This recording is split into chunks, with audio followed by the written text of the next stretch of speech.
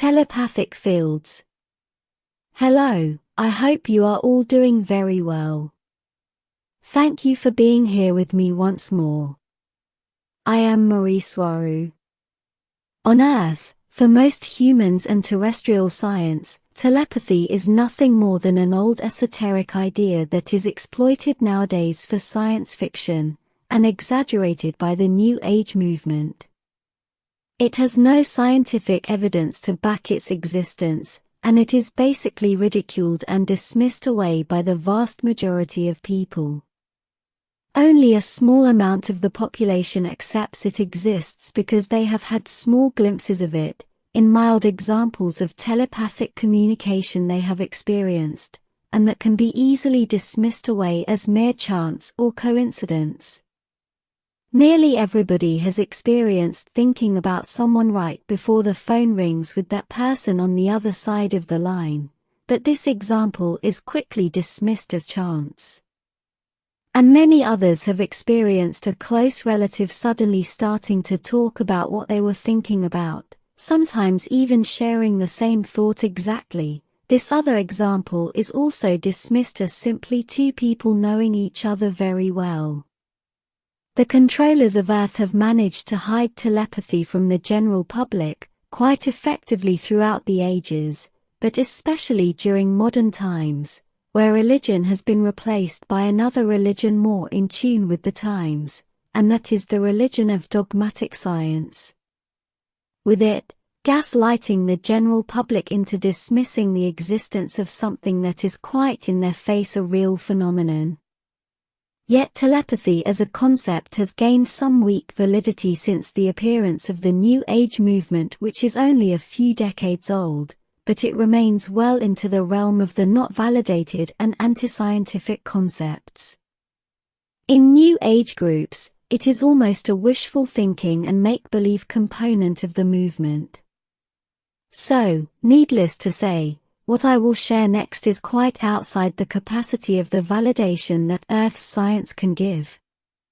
We are not separated from Source, and we are all holographic fragments of it, all of us having the same capacity as Source itself, because we are Source, and the only thing that limits us is the idea that we are limited, and the group of concepts and ideas about reality and about ourselves that we've grown attached to.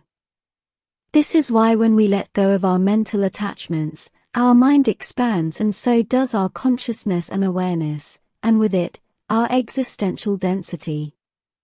The reason why specific souls clump together in one or another existential reality, such as Earth realm, is because they hold a very similar frequency. Each individual soul vibrates at a specific range of frequencies, and that specific range of frequencies is formed, dictated, and regulated by the ideas and thoughts the person is having, and the emotions and feelings they produce.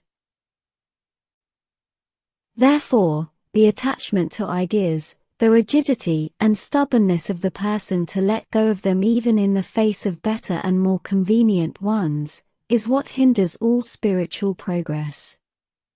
So, people will automatically tend to incarnate into an existential realm, and field that holds a frequency that is similar to theirs, simply because they hold a frequency that is the same as the average.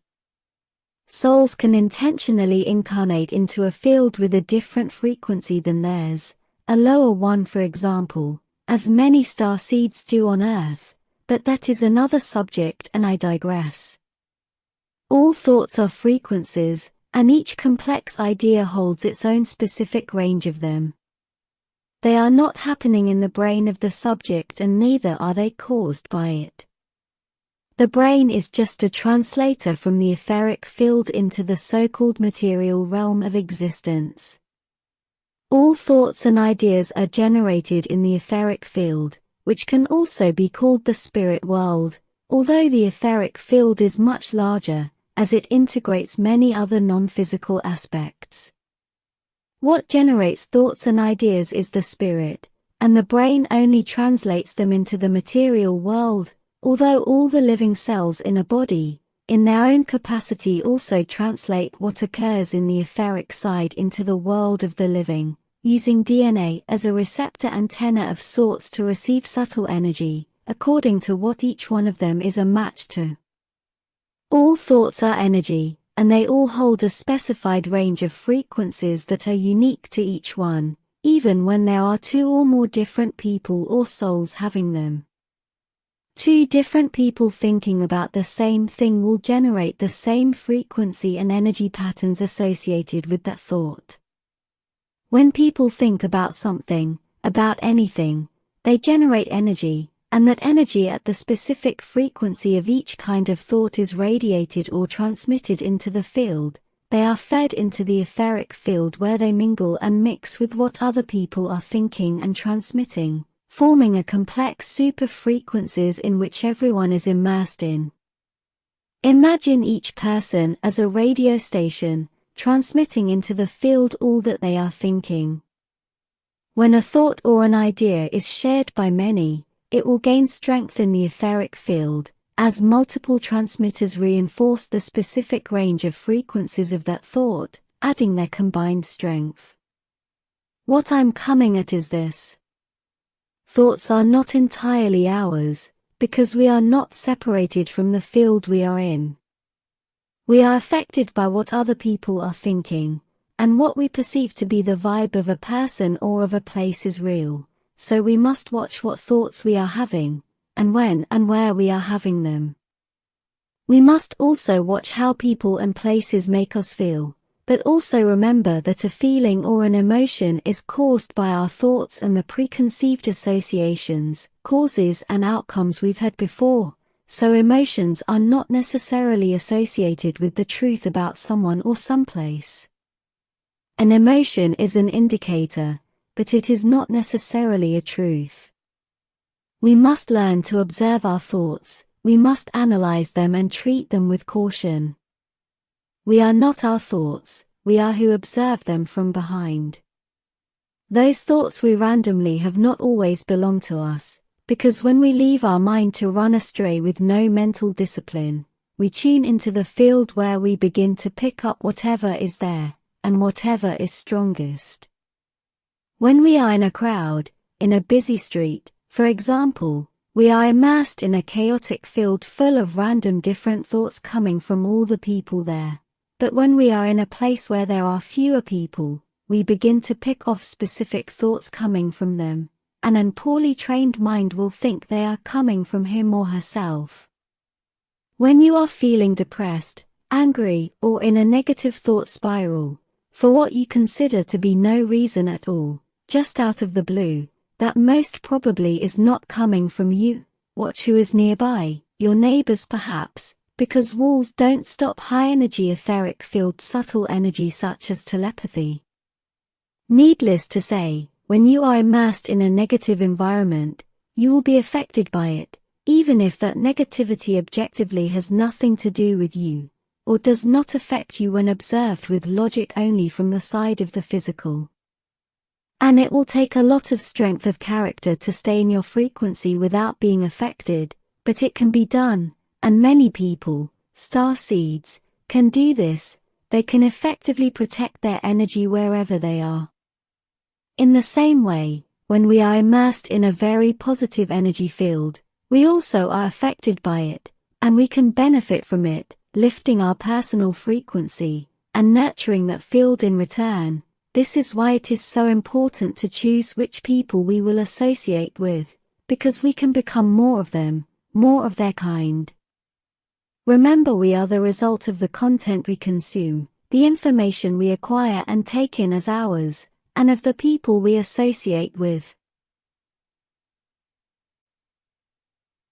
All thoughts are shared in the etheric field, and depending on the personal frequency of each individual and the vibration of those thoughts this individual is having, he or she will tune into one set of shared thoughts in the field, or another. This is why many people have noticed that throughout history several inventors have come up with the same idea, more or less at the same time. Moreover, when a person is having destructive thoughts, he or she is mentally tuning into all the other people who are having similar ones. For example, If a person is thinking about committing a crime, that individual will be tuning into the etheric information field of all the criminals who have committed that crime, or are thinking about committing it. In the same way, if a person is thinking about nice things, he or she will also tune into the field being transmitted by all the people who are thinking similar nice things. We are all connected through the field, we are never alone, but we can choose who to be, and with whom we want to associate. Telepathy is very real, and it affects us all, and all the time. Telepathy can be controlled and mentally harnessed for communication, mind to mind, but that is a subject for another video. You must all learn to watch your thoughts, realizing that not all of them come from you, and that you may be tuning into an unwanted thought pattern in the field. Remember, you are not your thoughts and you are not what you are thinking, you are that primordial pure consciousness observing it all from behind. We all have good and bad thoughts, don't fight the latter, let them pass, and observe them dissolve back from where they came. They are just like someone you don't know walking past you, who is watching the street from a window. Thoughts are not necessarily yours, especially the ones you don't like. Thoughts are not you, so there is no reason for you to feel bad for having them. They are just telepathic everyday field communication, random things you pick up simply because you are alive. Take the ones that you like and that serve you, and let the others pass without judgment. Don't give them extra weight and meaning if you don't want them. Remember that what you resist persists. And also be responsible for the thoughts you are having, especially those that clearly are being generated by you, because you affect the etheric field with them. This is exactly why starseeds need not do much more than simply exist, to affect the field in a positive way, with it, influencing all the energy dynamics and frequencies of an existential realm such as Earth. And the stronger a soul is, with stronger frequency output, the more it will affect the energy field it is in. This is why starseeds influence and affect so many people, sometimes in the thousands, hundreds of thousands, or more. Your thoughts are very powerful and are planetary changes. Watch what you think and be responsible for it. Stay strong out there, dear starseeds and smart waken people. Your efforts, and your mere existence is extremely valuable. Thank you for watching my video and for liking and subscribing, I appreciate it a lot. And I hope to see you here next time. Be very well, and take care. Your friend, Mari Swaruu.